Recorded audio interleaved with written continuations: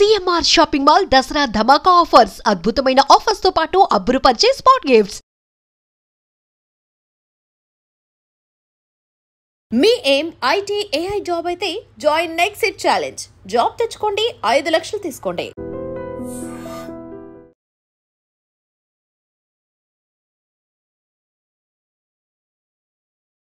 నమస్తే, welcome to I dream weekend update with కవిత.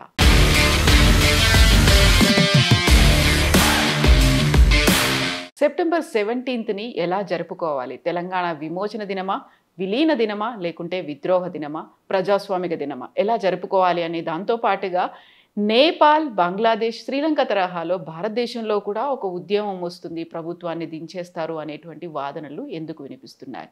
ఇక Trump భారతదేశానికి సరికొత్త మిత్రత్వానికి సంబంధించి మళ్ళీ ఎందుకు మెసేజ్లు చేస్తూ ఉన్నారు? ఇది కాకపోతే యూరోపియన్ యూనియన్ మీద ఒత్తిడి ఎందుకని పెంచుతున్నారు? చైనాతో మనం ఎందుకు దగ్గర కాకూడదు అనేటువంటి ఆలోచన మొదలైంది. మనతో పాటుగా ఉన్నారు foundation for democratic reforms founder doctor Jayaprakash Narayana గారు. సార్ నమస్తే. సార్ నమస్తే కవిత. సార్, సెప్టెంబర్ 17 అనగానే ప్రతిసారి ఒక పెద్ద చర్చ వస్తుంది. దాన్నే స్వాతంత్ర దినోత్సవంగా జరుపుకోవాలి అనేటువంటి భావన కూడా ఉంది. నిన్ననే మనం చూసాం, పెద్ద ఎత్తున సంబరాలు జరిగాయి. 3 పార్టీలు 3 రకాలుగా జరుపుకున్నారు. సార్, యాక్చువల్గా తెలంగాణ దీన్ని ఎలా చూడాలి, ఎలా చూస్తోంది? సార్, మనం ఒకసారి తెలంగాణ చుట్టూ తిరగడం కాకుండా ఒకసారి దేశం గురించి ఆలోచించాలి. స్వతంత్రం వచ్చినప్పుడు 550 సంస్థానాలు ఉన్నాయి ఈ దేశంలో. దేశంలో 3వ వంతు భూభాగం 550 సంస్థానాల్లో ఉంది. దానిలో అతిపెద్దది హైదరాబాద్ నిజామ్స్ ఎస్టేట్. ప్రపంచ చరిత్రలో భారతదేశంలో జరిగేదాకా ఇంత శాంతియుతంగా, ఇంత వైవిధ్యం ఉన్నటువంటి దేశంలో రక్తపాతం దాదాపు లేకుండా సునాయాసంగా దేశ ఐక్యత సాధ్యం కాల.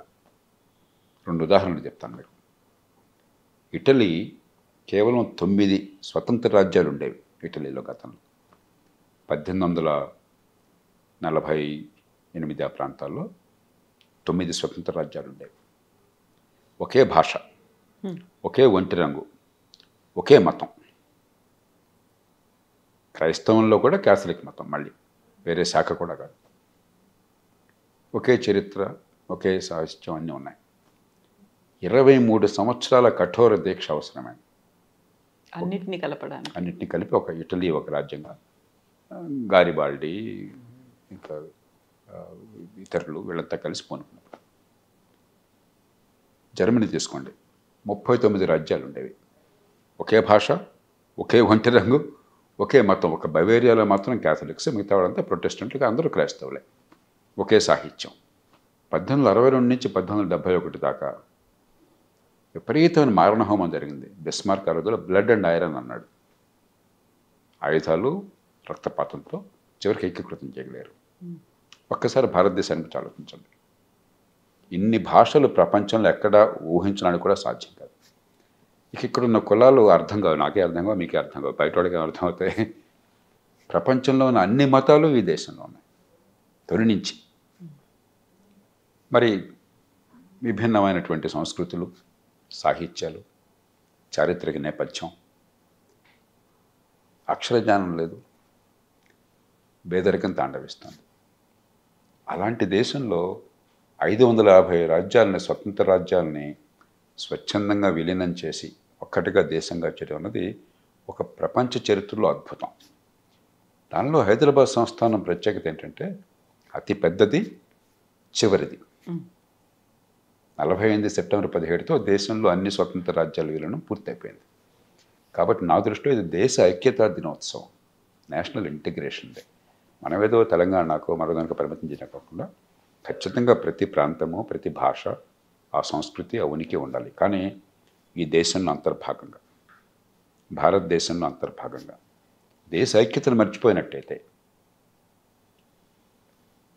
ఈ దేశంలో శాంతి ఉండదు, ఈ దేశంలో స్వేచ్ఛ ఉండదు, ఈ దేశమే మిగలదు. అంచేత లోక్సత్తా పార్టీగా యాక్టివ్గా ఉన్న కాలంలో కూడా నేషనల్ ఇంటిగ్రేషన్ డే నా దృష్టిలో.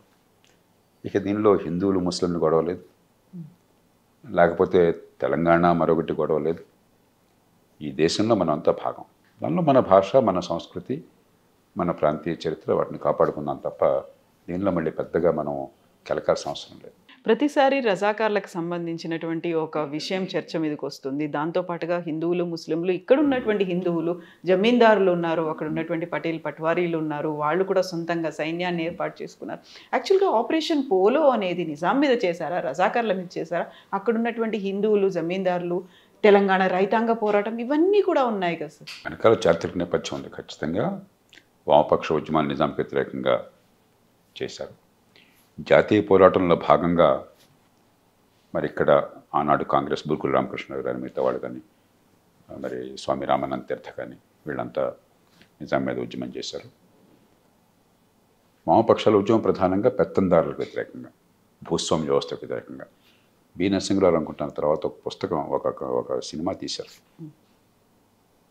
దాసి అనుకుంటాను, మా భూమి దాసి కూడా చేశారు. దాసి మరి ఎవరు చేశారు నాకు గుర్తులేదు. మరి ఆ భూస్వామ్య వ్యవస్థలో సామాన్యులకి ఎలాంటి కడగంట ఉన్నాయో అని చెప్పన్నది కళ్ళకు కట్టినట్టు వర్ణించారు. కాబట్టి ఒక పక్కన భూస్వామ్య వ్యవస్థ మీద పోరాటం, దానిలో కొంత మంచి ఉండొచ్చు, ఆ భూస్వాముల్లో కొందరు గొప్పవాళ్ళు ఉన్నారు, మంచి చేసు, కానీ ఒక వ్యవస్థగా అది పీడించే వ్యవస్థ. రెండోది రాచరికానికి వ్యతిరేకంగా పోరాటం. మూడోది భారతదేశంలో ఈ స్వతంత్ర భారతంలో అందరం సమానం కావాలి అని స్వతంత్ర పోరాటంలో భాగంగా ఆ రకమైనటువంటి కోరిక, పోరాటం.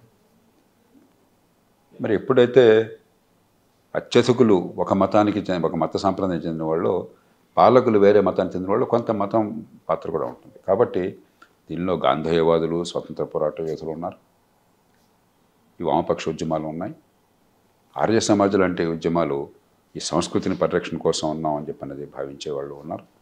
అన్ని రకాలుగా జరిగింది. కానీ నిజాం పొరపాటు ఏం చేశారంటే, రజాకర్ల మాట వినో, కాసిం రజ్వీ లాంటి వాళ్ళ మాట వినో, ఒత్తిడికి లొంగో, స్వతంత్ర దేశంగా దేశం నడిబొడ్డున 85% ఈ దేశంలో హిందువులు, 100% ఈ దేశంలో పుట్టి పెరిగిన వాళ్ళు. కాబట్టి ఇదేదో స్వతంత్ర దేశంగా ఉంటుందని కలగన్నాను. ఆయన ఐక్యరాజ్య సమితికి కూడా ప్రతినిధులు పంపించడం అలాంటివి కొన్ని చేశారు.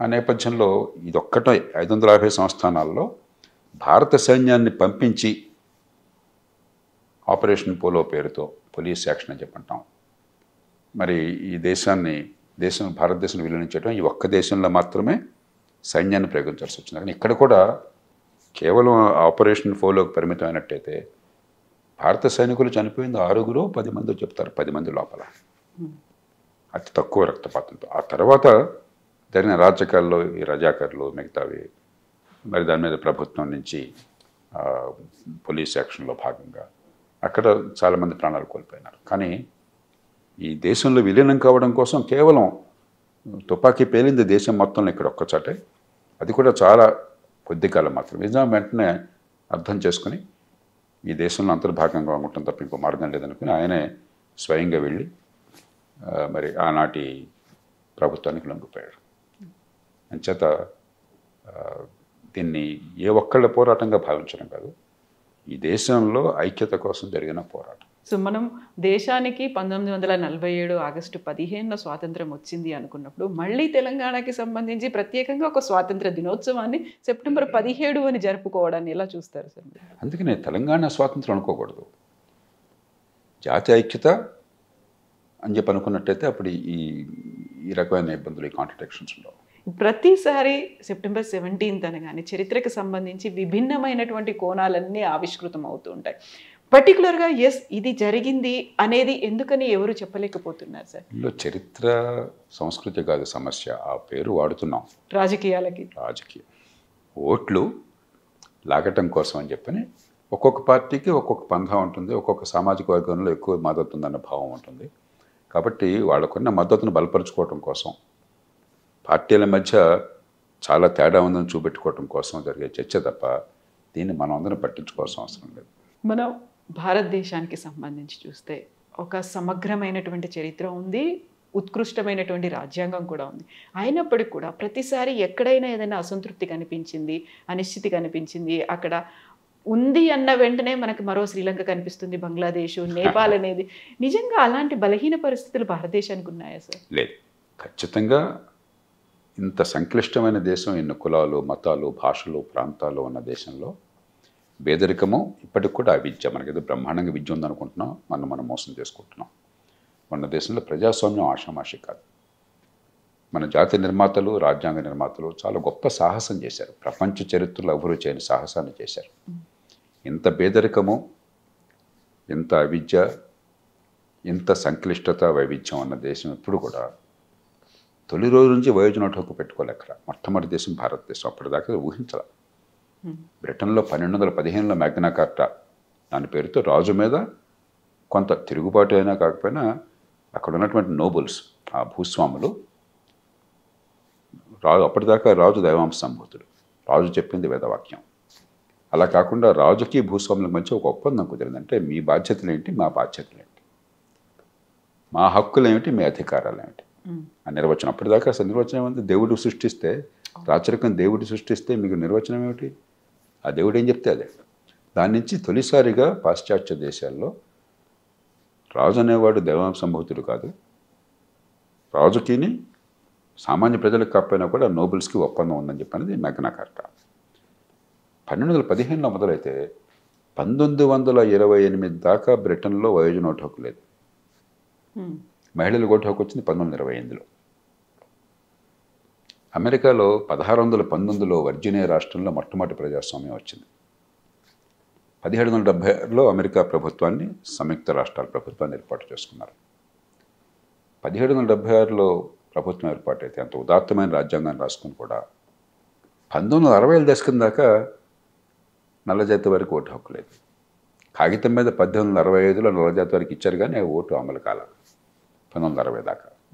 అలాంటిది తొలి రోజు నుంచి కులం, మతం, లింగ వివక్ష, భాష, ప్రాంతం తేడా లేకుండా అందరికీ ఓటు హక్కుని మనం ఇచ్చుకున్నాం. ఇది చాలా గొప్ప ప్రయోగం, చాలా సాహసోపేతమైన ప్రయోగం. ఎందుకంటే ప్రజాస్వామ్యం కేవలం ఓటుకి, అలాగే నిరసనకి, అరవడానికి, తిట్టుకోవడానికి పరిమితం అయితే ఇది ప్రజాస్వామ్యం కాదు. అది పూర్తి ప్రజాస్వామ్యం కాదు, అది అవసరం. నిజమైన ప్రజాస్వామ్యం వెళ్ళునుకోవాలి.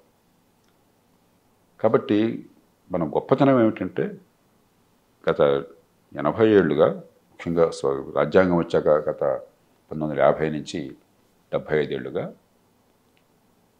శాంతియుతంగా ప్రభుత్వాలు మారినాయి. చివరికి ఎమర్జెన్సీ లాంటిది వచ్చినా కూడా ఇందిరాగాంధీ ఎన్నికలు పెట్టారు, ఎన్నికలు జరిగినాయి, స్వేచ్ఛగా జరిగినాయి, శాంతియుతంగా ఎన్నికల్లో ప్రభుత్వం మారింది. పార్టీల మధ్య నిజమైన పోటీ ఉంది అధికారం కోసం. నిజానికి అవసరాని కంటే ఎక్కువ పోటీ ఉంది, ప్రాణాంతకమైన పోటీ ఉంది, జీవన్మరణ సమస్యగా పోటీ ఉంది. ఆ పోటీ నిజం కావడానికి తగినటువంటి హక్కులు ఉన్నాయి, స్వేచ్ఛలు ఉన్నాయి. ఏ పార్టీ అయినా, ఏ వ్యక్తి అయినా ఈ దేశంలో తమ భావాలను చెప్పుకునే అవకాశం ఉంది, ప్రజలను సమీకరించే అవకాశం ఉన్నది. ఎన్నికైన ప్రభుత్వాలు నిజంగా అధికారాన్ని చలాయిస్తున్నాయి. పాకిస్తాన్ లాంటి దేశాల్లో పేరుకి ఎన్నికైన ప్రభుత్వం ఉన్నా కూడా అధికారం వాళ్ళ చేతిలో లేదు. అలాగే థాయిలాండ్లో పేరుకి ఎన్నికైన ప్రభుత్వం ఉన్నా కూడా అక్కడంతా ఆర్మీ, రాజప్రసాదము ఆర్మీ వాళ్ళ చేతుల్లో ఉంది అధికారం, నిజమైన అధికారం అంతా కూడా. మన దేశం అట్లా కాదు. కాబట్టి నిజమైన ప్రజాస్వామ్యం ఉంది, కానీ ప్రజాస్వామ్యంలో లోతు పెంచాలి.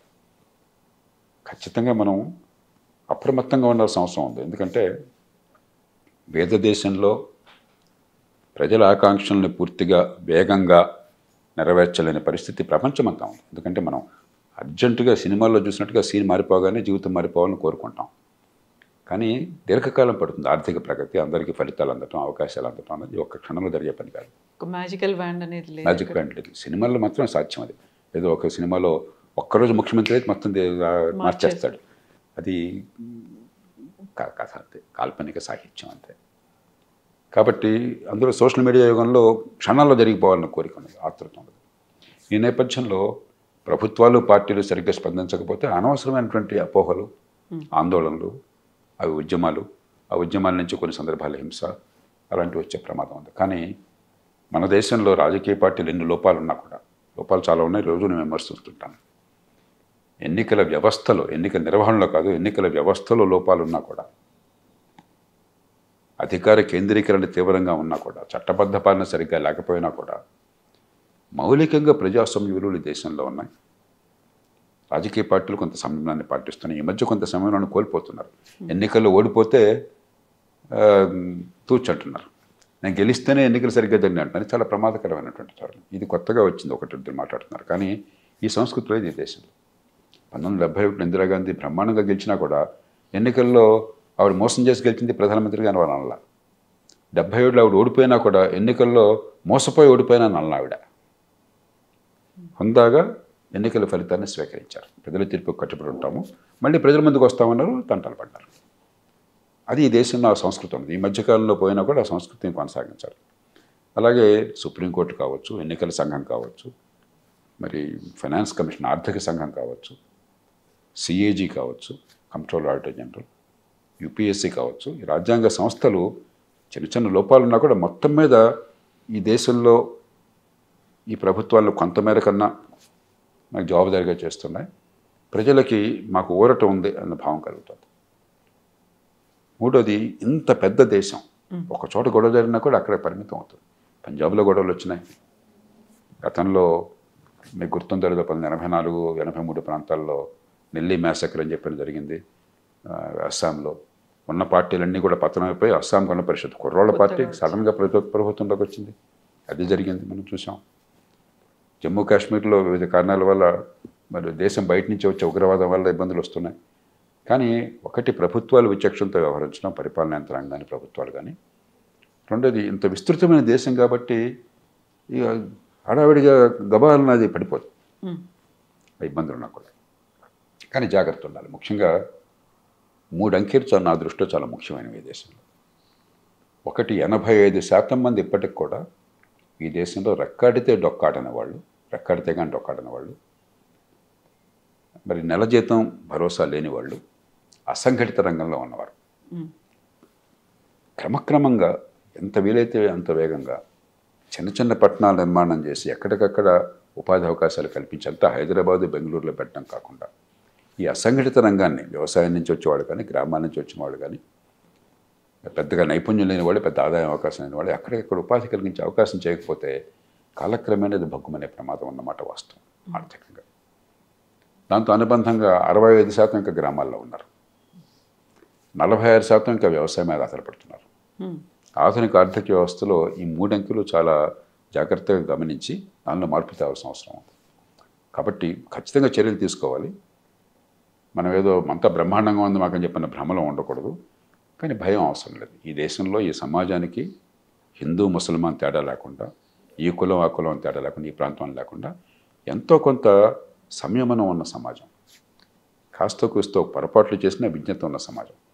కొన్ని సందర్భాల్లో కొద్దిగా ఆవేశం పడి కొంచెం మాట లేకపోతే చేత దాటినా కూడా ఒక పరిధి దాటి వాళ్ళు ఇక్కడి వరకు ఓకే, ఎంతకంటే ఎక్కువ చేయడం కరెక్ట్ కాదు అన్న భావం అంతర్లీనంగా ఈ సమాజంలో మన సంస్కృతిలో ఉంది. దాన్ని మనం కాపాడుకోవాలి. Thank you so much sir. Thank you sir. And for more videos, Please subscribe to iDream. Please subscribe to iDream. Please subscribe iDream. And please subscribe to iDream. For more videos, subscribe to iDream. please like, share and subscribe to the channel. Congratulations, iDream. Subscribe to iDream. Subscribe to iDream. So subscribe to iDream Media. iDream ki iDream team andarki huge congratulations. Please subscribe iDream Media. Please subscribe to iDream. Subscribe iDream. Please subscribe to iDream. iDream అంటే నా కళల ఛానల్ను subscribe చేసుకున్న నోరు తిరుగుతలేదు, మీరైతే గంట గుర్తు కొట్టండి. For more such videos, please subscribe to iDream.